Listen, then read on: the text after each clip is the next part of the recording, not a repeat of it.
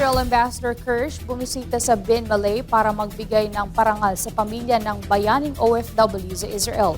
Samantala, Bin Malay Mayor Merera hinangaan ng Israel sa pagbibigay halaga sa kaanak ng nasawing bayaning OFW. Si J. Miguel Mendoza magbabalita.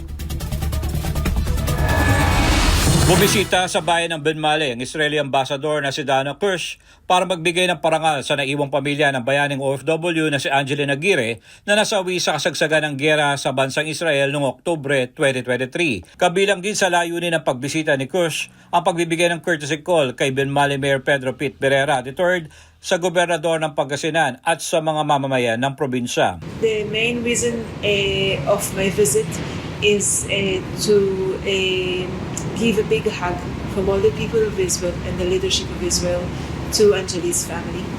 Angeli was an OFW that unfortunately more than 2 years ago was murdered by Hamas terrorists, which are the terrorist organization, a Palestinian terrorist organization that has inflicted the most vicious massacre of Israelis on October 7th, 2+ years ago.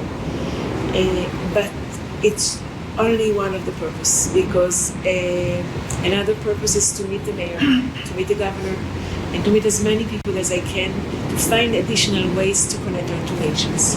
Because Filipinos and Israelis are bound to one another, are connected, even that we are kilometers away from one another.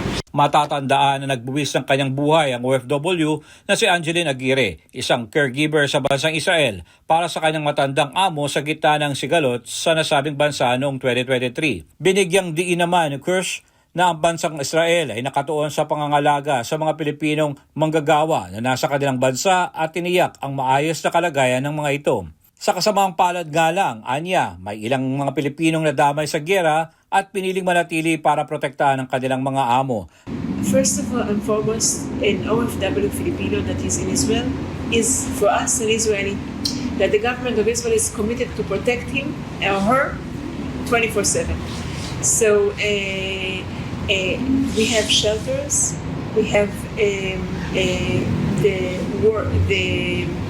Ministry of Workers that is overseeing and seeing that everything is, that the payment is on the right track, and that everything, and the health insurance, that each and every OFW gets the maximum care, both for his physical body and for his heart, and also for if there is, God forbid, some attacks. Dagdag pa ng ambassador na ang kanilang tulong sa pamilya na nasawing caregiver ay pangmatagalan sapagkat tinuturing ng pamalang Israel ang pamilya bilang bahagi ng kanilang bansa. Samantala, hiningaan ni Mayor Merera ang bansang Israel sa pagbibigay halaga sa mga pamilyang naiwan na nasawing OFW na mismo ang kanilang ambassador. Sa ikalawang pagkakataon ay bumisita sa Ben Malay para tignan ang kausapin ng pamilya ni Angeline Aguirre. Napakaganda sa kanila, no, yung kanilang puso na sila may tunay na damdamin, lalo-lalo na ang kanilang ating mga OFW to the Israel ay nandyan pa rin ang kanilang pakikiramay. Despite na alam